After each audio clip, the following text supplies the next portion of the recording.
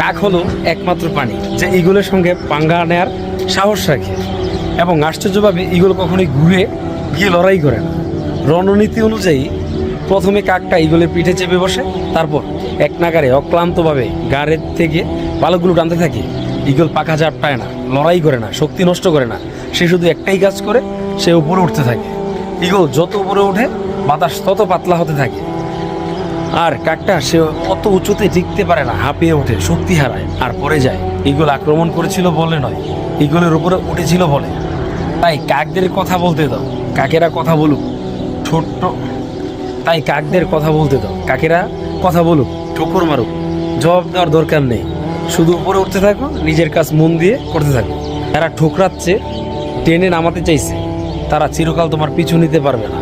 আর মজার বিষয় হলো, তোমার সাকসেস, তোমার উন্নতি ওদের সাফোকেট করবে।